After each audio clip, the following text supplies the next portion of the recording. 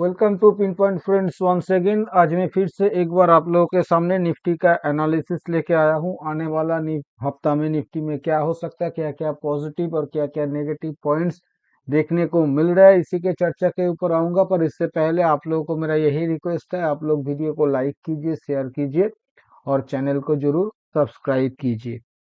Friends, बीते हुए हफ्ता में निफ्टी में जो मूवमेंट हम लोगों को देखने को मिला, इसके बाद एनालिसिस करने के लिए कम से कम कुछ भी बचा नहीं। मैं पहले ही ये बता दे रहा हूँ, जिन लोगों को नहीं लगेगा मतलब सुनने का, वो लोग स्किप कर सकते हैं।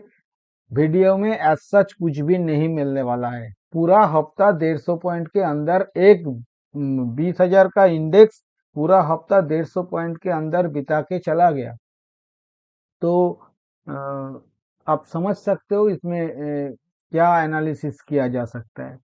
जो भी है, छोटा मोटा जो दो एक पॉइंट देखने को मिल रहा है मैं बताने का कोशिश कर रहा हूँ। देखिए, यहाँ पे डेली चार्ट पे लगातार दो तीन गैप बना के निफ्टी ऊपर में 19,400 के तरफ निकल गया था, मतलब 19,400 चला गया था। और अभी फिलहाल जो देखने को मिल रहा है, इसका प्राइस एक्शन देख के जो लग रहा है, इसका कोई भी इरादा नहीं है नीचे जाने का। ये ऐसा मेरे को लग रहा है, प्लेन एंड सिंपल। मेरे को ऐसा लग रहा है कि इसका कोई भी इरादा नहीं है नीचे जाने का फिलहाल के लिए। क्योंकि अगर इसको नीचे जाना होता तो शायद देखिए, जब प्राइस नीचे जाता तो ऊपर में प्राइस मूव करने के बाद तुरंत थोड़ा बहुत नीचे आ जाता। पर यहाँ पे ऐसा नहीं हो रहा है। यहाँ पे क्या हो रहा है, ये जो रेजिस्टेंस जोन है 19,450 का, ये बहुत ही टफ रेजिस्टेंस जोन है, बहुत ही टफ रेजिस्टेंस जोन। इसलिए ये क्या कर रहा है, ये वहां पे जो सेलिंग आ रहा है लगातार, जो लोग फंसे हुए हैं ऊपर में, उन लोगों का सेलिंग एब्जॉर्ब करने का कोशिश कर रहा है, और वो भी ऊपर में खड़ा होके। प्राइस एक्शन देख के तो लग रहा है ये अगर मौका मिल जाए तो आने वाला 2-4 दिन के अंदर ये ऊपर का रेजिस्टेंस तोड़ के और भी ऊपर जाने का कोशिश कर सकता है, बजाय कि नीचे आने का। पर यहाँ पे एक बात का ध्यान रखना चाहिए, बिल्कुल भी भूलना मत चाहिए, बहुत ही क्रूसियल जंक्चर पे ये प्राइस खड़ा है। ये 19,450 कुछ भी हो सकता है, जो भी होगा बड़ा होगा। मैंने ट्विटर में, अगर आप लोग फॉलो करते हो, तो मैं बीच बीच में ट्विटर में अपडेट देने का कोशिश कर रहा हूँ। एक्स प्लेटफॉर्म पे पहले ट्विटर के नाम से जाना जाता था ये। तो वहां पे मैंने आप लोग फॉलो कर सकते हो, आप लोगों को मिल जाएगा अगर मेरे को कोई अपडेट देना होता है। क्योंकि यूट्यूब में तो मैं वीक में एक ही बार आता हूँ, वीकेंड पे, इसलिए मैं बता रहा हूँ। तो फिलहाल वहां पे भी मैंने कुछ दिन पहले बताया था कि एक अच्छा खासा मूवमेंट देखने को मिल सकता है किसी भी तरफ। और प्राइस लगातार, मैंने वो ट्वीट डाला था 19,000 के नीचे, और लगातार प्राइस ऊपर की तरफ भागता जा रहा है। करीब 19,450 तक वहां से आ गया, 500 पॉइंट का मूवमेंट भी दिखा दिया। जो बात मैं कह रहा था, ये जिस क्रूसियल जंक्चर पे फिलहाल के लिए खड़ा है, यहाँ से अगर अगर ये ज्यादा सेलिंग आ गया, या कोई ग्लोबल मार्केट में कोई लंबा सेलिंग आ गया, कोई करेक्शन आ गया, और ये जूझ नहीं पाया इस लेवल को, तो यहाँ से फिर से विश्वास मानिए जाके लो कट सकता है, और वो भी 3-4 दिन के अंदर कट सकता है। जिस दिन से भी गिरावट चालू होगा, सीधा जाके 18,800 काट देगा।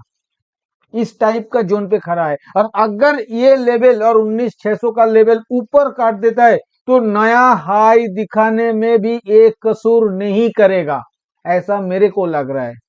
ये कसूर नहीं करेगा, पर हाँ, ऊपर जाने में, मतलब नया हाई दिखाने में टाइम लगेगा। नीचे का बात जैसे मैंने किया कि बहुत जल्दी में हो जाएगा, ऊपर में जल्दी में नहीं होगा। जो काम नीचे 4 दिन में होगा, वही काम ऊपर होने में 4 हफ्ता या 8 हफ्ता भी लग सकता है। क्योंकि अभी फिलहाल लाइफ टाइम हाई बनाने के बाद प्राइस नीचे आया है, तो ऊपर अगर जाने का कोशिश करेगा, तो यहाँ पे उसको सेलिंग एब्जॉर्ब करते करते हर एक लेवल को काटना पड़ेगा, जैसे फिलहाल आज के डेट में ये कर रहा है। जहां तक टेक्निकल का सवाल है फ्रेंड्स, अगर आप टेक्निकल देखने का कोशिश करेंगे तो यहाँ पे ये 20 और 50 दोनों मूविंग एवरेजेस के नीचे था प्राइस, काफी दिन नीचे बिताया। अभी जिस दिन से मतलब ये 20 को चैलेंज किया, मंडे के दिन, इसी हफ्ता मंडे के दिन 20 सिंपल मूविंग एवरेज को चैलेंज किया और लगातार Monday, Tuesday, Wednesday, Friday and Wednesday, Thursday and Friday, पांचों दिन ही ये 20 सिंपल मूविंग एवरेज के ऊपर क्लोज किया, कैंडल बनाया। भला ही कैंडल डोजी हो सकता है, कैंडल ग्रीन हो सकता है, कैंडल रेड हो सकता है, कुछ भी, पर क्लोजिंग उसके ऊपर ही लगातार दे रहा है। पर ये भी मत भूलिएगा इसके ऊपर खड़ा है 50 सिंपल मूविंग एवरेज जो कि 19,567 पे खड़ा है, जिसका जिक्र मैं अभी भी कर रहा था। बहुत ही टफ रेजिस्टेंस वो जोन पे आ गया है प्राइस। तो ये अभी तो ये नेगोशिएट कर रहा है 20 को, अगर कामयाब हो जाए तो 50 को नेगोशिएट करने जाएगा। अगर जैसे कि आज के डेट में भी अगर आप देखिएगा तो ये आज भी एक बार नीचे आके 20 को टेस्ट करके उसके बाद ऊपर जाके क्लोज किया। तो ये फिलहाल simple moving average price action में ये इंडिकेटर के जरिए ये देखने को मिल रहा है। पर ये भी भूलना नहीं चाहिए यहाँ पे 20 और 50 के बीच डेथ क्रॉसओवर बना हुआ है और 20 अभी फॉलिंग है। प्राइस को इस तरह से मूवमेंट करना पड़ेगा, या तो बहुत ही स्लो मूवमेंट करके, मतलब यहाँ पे और भी टाइम गुजार के ये 20 सिंपल मूविंग एवरेज को फ्लैट करना पड़ेगा और उसके बाद राइजिंग करना पड़ेगा, या तो फिर बहुत जल्दी में थोड़ा ऊपर का मूवमेंट, मतलब 2 3 4 बड़ा ग्रीन मारूबोजू बना के 20 सिंपल मूविंग एवरेज को ऊपर की तरफ मोड़ना पड़ेगा। देखना पड़ेगा कैसा बिहेव कर रहा है। फिलहाल एक पिछले 8-10 सेशन से एक छोटा नैरो चैनल के अंदर ही प्राइस कामकाज कर रहा है। और इस सप्ताह का अगर जिक्र किया जाए तो नीचे का लो 19,310, ऊपर का हाई 19,365, मतलब 155 पॉइंट के अंदर पूरा 5 दिन ट्रेड कर रहा है।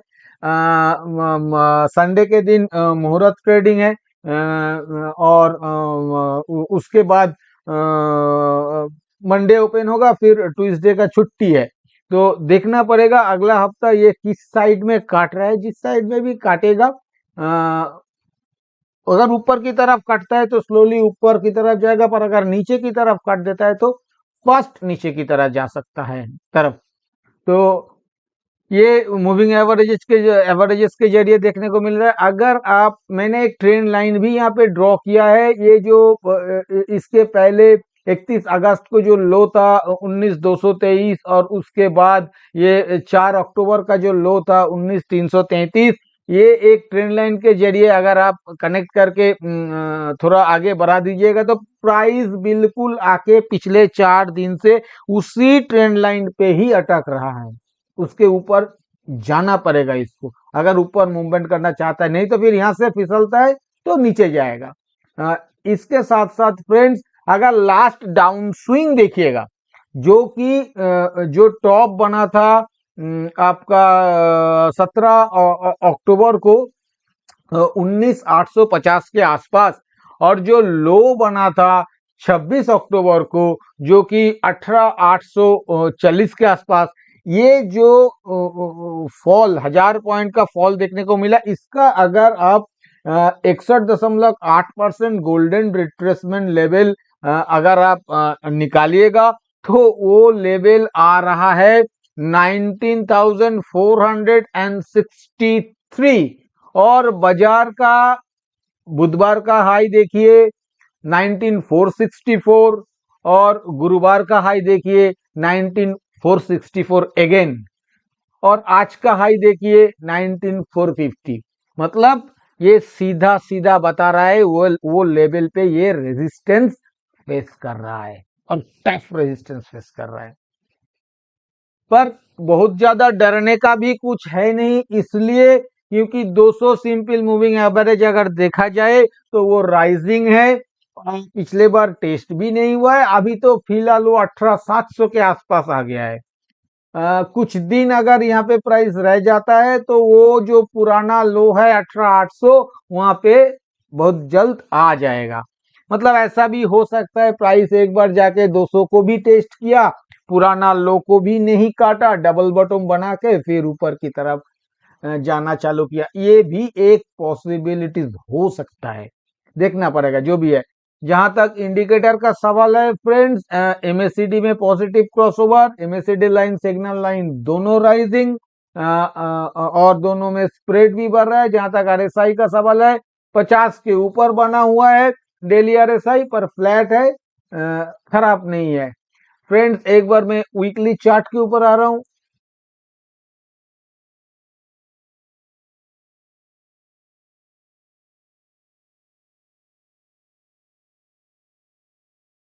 फ्रेंड्स जहां तक वीकली चार्ट का सवाल है, मैंने क्यों इतना देर से ये बता रहा हूं कि बहुत क्रूशियल जंक्चर पे खड़ा है प्राइस, इसलिए कि देखिए यहाँ पे 20 सिंपल मूविंग एवरेज पे ही अटक गया प्राइस। 20 सिंपल मूविंग एवरेज जो कि खड़ा है 19,520 के आसपास, प्राइस 465 के आसपास हाई बनाया, वहां तक गया ही नहीं। मतलब ये वीकली चार्ट पे अभी मतलब ऐसा कुछ भी नहीं हुआ शॉर्टर टाइम फ्रेम के ऊपर। क्यों? क्योंकि 20 के ऊपर प्राइस जाने में कामयाबी नहीं हुआ। जहां तक 50 का बात है, 50 नीचे टेस्ट नहीं हुआ। सो मीडियम टर्म चार्ट बिल्कुल इंटैक्ट है। जहां तक ट्रेंड लाइन का सवाल है, ट्रेंड लाइन भी टेस्ट नहीं हुआ। तो मीडियम टर्म चार्ट को देख के सच कोई फिलहाल खराब नहीं लग रहा है। पर अगर ये प्राइस अगर 20 सिंपल मूविंग एवरेज के ऊपर, वीकली चार्ट के ऊपर अगर निकाल जाता है तो मामला और भी मजबूत हो सकता है। पर ये एक बात यहाँ पे जो हमें थोड़ा बहुत पसंद आ रहा है, वो ये है कि ये जो लास्ट रेड कैंडल बनाया था प्राइस, उस रेड कैंडल का हाई था 19,550 और लो था 18,840 के आसपास। मोटा मोटा देखा जाए 100% ना भी हो, पर अगर आप देखेंगे तो करीब 95% ये जो कैंडल था इसका 95% करीब ये, सॉरी 95% नहीं होगा ये, 700, 85%, एक्सट्रीमली सॉरी, 85% करीब ये रिकवर कर गया है।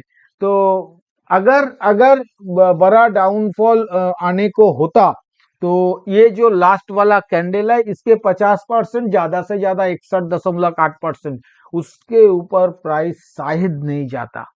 पर और वो जो ब्रेकडाउन लेवल था 19,250, वहां से आके, वहां पर आके करंट लग जाता प्राइस को, तुरंत भाग जाता नीचे। पर ये उसको टेस्ट किया, उसको तोड़ा, और अभी उसी को दोबारा सपोर्ट बनाने का कोशिश कर रहा है। इसलिए मैं कह रहा हूं कि इसका इरादा शायद नहीं है नीचे जाने का।